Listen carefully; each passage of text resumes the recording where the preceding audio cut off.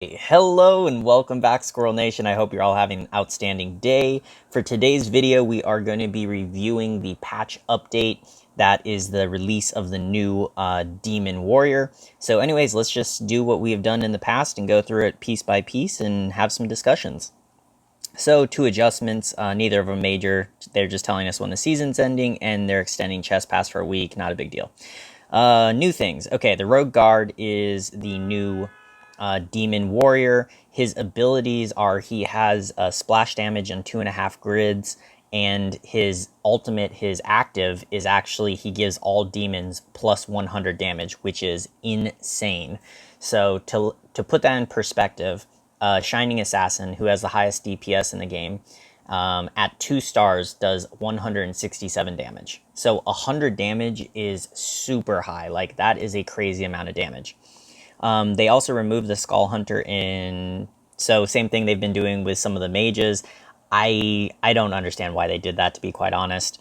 That's a super nerf to 6 Hunters. 6 Hunters is already something that's not really meta. It's something you occasionally use. I have used it in the last week a couple times, and I've had good results out of it, but it's not consistent. You have to really hit those early Hunters. And Skull Hunter is vital to that, because if you look at all the different Hunters in the game, the only one who can really front, except Tsunami Stalker, is Skull Hunter, right? So that's the only Hunter who can tank your front line. So if they now remove that Hunter, now as a 6 Hunter player, you're going to have 6 really, really squishy Hunters. So it's going to be very hard for you to make a front line for a 6 Hunter team until much later in the game. So that's definitely a nerf to 6 Hunter. And I just don't understand the reason for it. Same thing with Cave Clan. Like, it removes, you can't get 4 Cave Clan bonus anymore. And same thing, I don't think that was anything broken. I never saw anybody, it's not like it's something you see every single game, so I just really don't understand why they would remove him, but I mean, hey, whatever, they have their reasons. New fantasy mode, I don't really care about those things. New leaders board, win leaders board, okay, I guess it's their total wins. I don't know. People will feel different than me. For me, in general, I don't really care about things that come from grinding. So win leaderboard sounds like it's just going to be a grind fest. It's just, okay, look, I played 2,000 games and you only played 1,000, so I'm ahead. Honestly, if they wanted to do something like that, I would be way more impressed by, like, percentage wins or something, right? Like first place finishes, top 3 finishes, something like that. But hey, whatever, that's just my opinion. Recommended items. This recommended things are just nice for new players because, I mean, for obvious reasons, it lets them learn the game better. So I think those things are very important. Please don't get me wrong. I think they're very important because if you make the game friendly to new players, then the community grows, and I think we all benefit when the auto chess community grows. So I'm totally on board for anything that makes new players' life easier. But a lot of you listening to this, you're more advanced players, so it doesn't really matter for us. Marketplace, I'm not sure what that means. I'm going to assume that's something for them to make money. Time limit decoration, don't care. In-game guidance, same thing. It's nice for the newer players, but doesn't really matter for probably the people watching this video. Support a creator program, I have no idea what that is. I'm even a member of their Drodo committee, and I still don't know what that is, so I'm really not sure what that's supposed to be. But maybe it's something where you, all of you can, like, support us different creators like myself in-game, so I don't know. That would be something cool. I think that would be awesome if big creators in the community could get the support, in-game support of the devs to kind of promote their content. I think that would motivate them, and it would motivate a lot more content creators to come into auto chess, so I think that would be something really cool. And I don't know if that's what it is, but anyways, that would be cool. So 9 atoms are adding to the game, and the majority of these are based on this lucky coin, which is a new item which will give you 10% evasion. I think that's kind of cool. The way I look at this is, if you look at the items, you have a lot of items that are targeted very specifically, and you have a lot of items that didn't have, you had no choice. So if I got a frantic mask, or sorry, not a frantic mask, if I got a Mask of Madness, then the only way I can build it is into a frantic mask, right? There's no option. So I like the fact that they're adding options, because, and the reason for that is, say I got a ton of masks in the early game, then it's either I built into a comp, like let's say something that uses a Berserker, something that uses a Garrus Ranger, right? Something, a Shadow Crawler, something I'm going to put that Frantic Mask on, or I'm just going to be sitting on these items and not really doing much. So it kind of pigeonholed players into certain comps. So I like the fact that they're adding a lot more branches. So now if I get a bunch of masks, I can still have the option for going mages, and you'll see when we discuss some of these other items what I mean by that. So anyways, if we look at the combinations, Lucky Coin and Wooden Club, and you get evasion, attack, and attack speed, this item, out of all the items I saw, for how easy it is, like a Wooden Club is a very basic item. You tend to get a lot of them, and Lucky Coin, I'm going to assume, is probably something the same. It's going to be like a mana crystal, essentially. Like mana crystal will go for our ultimate casters, and these lucky coins will probably be the same equivalent for our melee, like our assassin, those type of characters. So I think Shadow's Edge look really nice. Cloud Halberd, the evasion, 15%, HP, and disarms the enemy. So I'm going to assume disarm means that they can't auto attack. So this is an amazing item, and this is a direct counter to hunters and assassins, and I really, really like that. And this is why it's a direct counter. Assassins tend to have the highest attack, or same thing with hunters. So when you're running, like I've showed you all my favorite hunter build, which I use Dwarf Sniper. I stack tons of items on him. And I had a video a while ago where Venom was destroying my Dwarf Sniper because Venom's ultimate is the same as this item. It targets the person with the most attack. And when you run hunters, people tend to stack items onto their strongest hunter. And so disarming them, making them unable to auto attack, is super impactful. Another thing you have to consider when you're saying you're not allowing a hero to auto attack is that's how they're going to generate mana. Okay, so yes, you can generate mana from taking damage, but if we're talking about hunters, if we're talking about assassins, they're not really, that's not the way that they generate mana in general. In general, they don't want to take damage. They want to generate mana, their ultimates, from doing damage. So preventing them from auto attacking is also preventing them from ulting. So I think that could be a really, really great play. It's a counter item. I love that. It introduces skill into the game. Overall, anything that introduces skill into the game, I am a fan of. Having gift, 15% HP, 100% chance to block, 10 damage is almost nothing. It matters early game, late game, it's insignificant. This is cool. The active restores 15% max HP for all friendly pieces in 3 grid. So if you're in a corner position, so I'm looking at you mages, I'm looking at you hunters, right? Those type of comps, divinities. When you're all locked in the corner, if you put this on your, let's say like Soul Reaper, something that's centralized, then it's just going to heal your entire team. So that's really cool.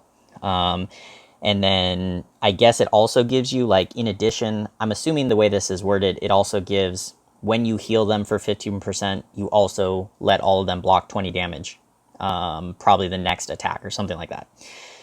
So Kira, Axe, and Shield. Cool. So its components are pretty easy. So I like that. And see, here again, the Kira Axe, you only had one choice before.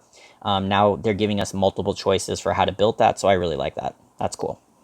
Infused Mask, HP regen, max health, 5 seconds when hit, piece from recovering. Oh, interesting. Prevents the enemy piece from recovering HP for 5 seconds when hit. So that could be really cool. So that's a direct counter to the Warlock synergy, because lifesteal, I would assume they count as HP recovery. So to me, that also means that they can't lifesteal. And I'm basing this off of my MOBA experience. So generally, if you can't recover HP, you can't heal, you can't receive healing, you can't, right? And I would be curious, does Infused Mask basically counter the Heaven's Gift, right? So if the Heaven's Gift is healing people, but I've already debuffed them with Infused Mask, does it cancel that out on the hero that I'm attacking? Question mark. Who knows? I think there will be a lot of things to test once this patch actually goes live. Another thing, I wanted to say about the activation of Heaven's Gift is a lot of these new items are going to so strongly depend on how good the AI is, how smart the game is about when to use the item. And I'll give you a very simple example. if Heaven's Gift just casts as soon as the fight starts, it is so pointless, right? If everybody's at full health, the item activates, okay, now everybody's at full health still, and I just wasted my activation, then it's useless, right? If it waits until every single person is dead and then it casts, it's bad. So this could either be a really amazing item or it can be a terrible item based on the AI behind its activation. And you'll see another item like that later on in this list. Okay, anyways, Puppet Mask, magic resistance, HP regen for all friendly pieces, so another healing. Something that I'm seeing is there's a lot of new healing items added in the game, and I could see teams, especially like warrior teams, so heavy armor teams, that it's very hard to burst them down. They could stack these items and become some pretty unkillable lifesteal, health regen, death balls. Dracula Mask. Okay, same thing. So that's the Dracula Mask they're giving us, right? Like I discussed earlier, they're giving us more branches for Dracula Mask, so that's awesome. Same thing for Resistance Cloak, right? Resistance Cloak only had one thing you could build it into, so now it has multiple things. That's awesome. Jade Pipe, magic resistance, HP, gives you health. And here we go. Shields all friendly pieces within 3 grids with a shield that resists 200 magic damage. Lasts 5 seconds. Okay, so that sounds great, right? The fight starts, the shield gets on you, right? It sounds good. It doesn't sound good to me. Because here's why. Is when a mage is regenerating their mana, and for anybody who doesn't understand how that works, go check out my mana guide. But it's going to take more than 5 seconds. Okay, so say I have my Thunder Spirit or my baby Shining Dragon, whatever, right? And they're not going to ult 5 seconds into the match. So if this item, this Jade Pipe, activates as soon as the fight starts, well, the enemy team's not going to ultimate me within the first 5 seconds, so literally the shield's going to do nothing. So this is another example of where the item's activation mechanic is going to be very, very vital to how good the item actually is. So if this item is smart enough to say, okay, the first enemy hero is about to ult, put my shield out, then it'll be awesome. That will help teams so much against mages. Like this would help a warrior comp against mages if that's the case. But if it just activates as soon as the fight begins, it's going to be almost useless. Okay, anyways. Ice armor, 10 armor, increased skill damage, mana regeneration, and the cool part is shoots a freezing wave towards the enemy, dealing 100 damage and reducing attack speed. So this is amazing against your hunters, your warriors. Assassins are probably going to dodge it, so I don't know. I mean, again, its effectiveness is going to be in the details, because if assassins jump over it and they're immune to it so they don't actually get debuffed, then who cares? But if this actually hits all of a 6 assassin team, that's a serious hit to a assassin team. So yeah, we'll see. With the items, I can't really know until we start playing around with them. Okay, anyways, oh, actually, one last note I want to say about items. And there's 2 things about this game, and this is kind of going to be me standing up on a soapbox for a second, so bear with me, please. There's 2 things in this game that are really tilting to me, and I think long-term are going to be a detriment to this game's future success, and I hope they get changed. And those are the matchmaking, and I don't mean the matchmaking like who I end up in lobby with, I mean the matchmaking every round. Like, who is the opponent that I'm going to fight this round, okay? Because we've all been there where there's games, there's somebody in the game who has 100 HP and they've been win streaking the entire game, and then you go on to fight, and you're 3rd place or you're 2nd place in the game, but you go on to fight them like 3 times in the next 5 rounds, and then all of a sudden you're almost out of the game, right? That to me is just, I very, very strongly dislike that type of luck based into the game. I think they could do something with the matchmaking to make it much better. The second thing that really gets me is items.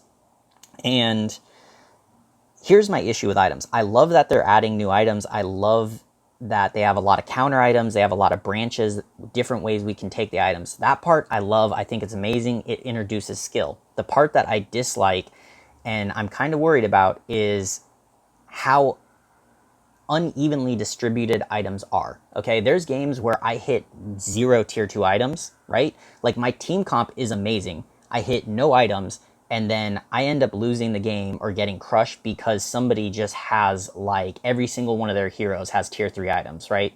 And you all know what I mean by that. So to me, I really, really don't like that because it takes skill out, and in a lot of cases, items, there's not much you can do. And it makes learning the game hard, because if you're a new player, right, and I tell you, okay, well, 6 feather counters warriors, right, as an example, because warriors are melee, so this feather just going to dodge them. That's what you think, right? That's what a new player thinks. But then they don't realize that this berserker is loaded with all items, right? And then all of a sudden this berserker is crushing this feather player, and the feather's like, wait, I thought feather, right? I thought feather counters warriors. So that's why I kind of don't like it. And then another thing about that is, and if you think about professional sports or esports or anything, right? And you think about the ones where there's that much luck, right? If you put a pro versus just an average Joe, right? What esport, what professional sport will the average Joe stand a chance, right? And I can't think of any. So if I get on the basketball court with LeBron James, he's going to dominate me 10 out of 10 times, right? There's no lucky card in basketball where, like, oh, I draw a certain card and I just win the game, right? So the only thing I think we can compare that to is poker. So in poker, you have professionals and they can lose to just the average Joe. And we do see this. Anybody who follows poker, there's average Joes who win major poker tournaments. It's very unlikely, but it can happen. And here's my point. If Auto Chess takes that model and they rely heavily on this RNG and they introduce more and more luck into this game, then Auto Chess is essentially going to fill the poker hole. It's not going to fill the truly skilled player model, right? It's not going to be like Dota. It's not going to be like League of Legends. It's not going to be one of these things where a pro always stomps on the average person. It's going to be where the average person has a chance. And I know that's kind of the allure of Auto Chess, but the reason that this came into my mind is they've announced their first tournament in the coming days, and I was looking at the rules, and the way that they're doing it to me is just crazy, because all you do is you play 2 matches. So if you end up in the top 2, you progress on, right? But the problem is the game has so much RNG at this point. RNG with items, RNG with the hero pool, RNG with the matchmaking. It's like anybody, no matter how good you are, you could easily be out of the top 2 no matter what, due to nothing you did wrong. You could play the game perfectly and still go out 5th, 4th, right? So imagine poker. Poker players play thousands and thousands of hands in these tournaments to decide the winner. So if Auto Chess is going to follow poker in that it's a luck-based, the skill comes from probability, and you're only going to play 2 matches, that is just so bad for a competitive scene. And I know this rant is kind of carrying on, so I'm just going to summarize it by saying this. In the long term, for a game to be successful for, 5 years out, it has to have a healthy competitive scene, a pro scene, right? It needs that to sustain the game. So I'm very concerned with the direction Auto Chess is going, because I don't think it can support a major pro scene with the current tournament model and combined with the RNG of the game. So that's my end rant onto that. And by the way, with items, I will provide a solution. So I'm not just going to complain. My solution personally is I think every time you kill a neutral minion, you should get some sort of currency. And it's a predefined amount of currency for the minion you kill. And then you can take that currency and you can buy the items you want. See, that removes all RNG, because everything is skill at that point. I kill the minion, I get the gold, and then I can buy the item I want. There's no luck involved. Everybody has access to the same exact amount of currency. It doesn't mean they'll all get it, because some of them won't kill the wolves, as an example, but some will. And then you can buy what you want, so you can counter the person you're worried about. It removes all that luck. So that's one example of a solution that I think would be very good for the game, because it would remove RNG and it would introduce more skill. So anyways, moving on. Separate the synergies. Oh, okay, so this is just saying right now, and this is a great change for new players, is right now it's not intuitive. It's warriors give you, like, for instance, 6, then 8 armor, and people look at it and intuition says, oh, at tier 2 I get 8 armor, right? You don't think, like, people don't think of it being cumulative. It's not 6 plus 8. So what they're saying in this is that now it's just going to show you 14. Instead of showing you tier 1 is 6, tier 2 is 8, right? And then you have to add them in your head. It's going to show you tier 1 is 6, tier 2 is 14, right? Tier 3 is 21, I think it is. So anyways, I really like that change. That's a good change. Okay, this is a major change. The piece is no longer invincible when it moves a distance less than 3 grids. So this was a huge thing. It's come up on YouTube a lot, in my comment section. I'm sure other people's comment sections. Is, let's say you're a mage player. The absolute worst thing that can happen to you is all your mages are about to ult and your tanks die, and then the enemy jumps towards you and they all are invulnerable to your ultimates. They take no damage and all of a sudden they're just crushing you, right? That, and I mean, it's super unfair. It's ridiculous. And I'm super glad that they're changing this. On that note, I will say that you can tell they're intentionally not changing that for the rogue, for assassins. Because if you think about the formation people use, they backline all their assassins and they're going to jump in on your backline, which is more than 3 grids. And that, I think I do like that, but we'll see how I feel about that. Because a real good example is if you look at dragons versus assassins, is Shining Dragon is going to ultimate as soon as the match starts, right? And right now what happens is Shining Dragon ultimates, he's going to hit the tanks, but he's not going to hit any of the assassins because they're in the jump animation and they're invincible, right? But let's say they weren't invincible and Shining Dragon hit every single assassin with its first ultimate. The assassins are already going to be like maybe 60% health. Like they're hurting. Like Shining Dragon's ultimate does hurt assassins. They're not tanky heroes. So I think I like that they left it on assassins, because I have a feeling if they didn't leave that invulnerability for assassins, assassins might get really, really weak. But anyways, that's just my conjecture. Moving on. Optimize illustration. Don't really care. No longer need to team. Don't care. Emoji. Don't care. Illustrate. Don't care. Logic of mode selection. I don't even know what that's supposed to mean. Optimize the display of race. Okay, these optimizations. We'll see. I mean, I have to see it to decide if I like it or not. The stars, they keep like going back and forth between I'm really happy with the stars and then I hate what they did with the stars. So we'll see how the race and class selection goes. Optimized oh, this is interesting. Optimized matching rules of the higher ranking chess players. The mechanism is now more fair. I'm not sure if this means what I was actually just complaining about, where it's who you fight each round, or if this means creating the lobby, right? So, I mean, obviously now you can have queen players who get matched up with like king 1, king 2 players. It's not like frequent, but it happens. So maybe they're saying they're changing that. That I don't think I care as much about. I really hope 10 means that they're selecting per round who you're facing, because yeah, whatever. I already ranted about it. I'll move on. Optimize in-game combat experience. Okay, so just probably make it look more look nicer. There we go. Optimize some modules. Don't care. Some special effects. Don't care. Default setting is to move your player around. Okay, not a big deal. Changing language. I know some people care about that, but it doesn't really matter that much. Loading errors when updating resources. Yeah, any of these fixes are obviously matter. The red dot, that one, just those type of ones really tilt me. I always want to have all red dots off my screen, so I'm glad they are fixing that. Private chat. I don't know. The chat in this game just really gets like, I don't even use the chat in this game. It's so confusing to me. So any changes they're making to it are probably necessary, to be quite honest. First win, doesn't matter, and that. Okay, and then on to the balance changes. Only one balance change. Basically, they're nerfing warriors a little bit. So it used to be 6, 13, 21, and now it will be 6, 12, 20. So at your 6 warrior and your 9 warrior synergy, you lose 1 armor. That is a super insignificant nerf. I'm sure the reason they're doing that is because of the introduction of the new unit, and that's the way it goes. Okay, so that's all the changes. I will end this video by my predictions for the meta.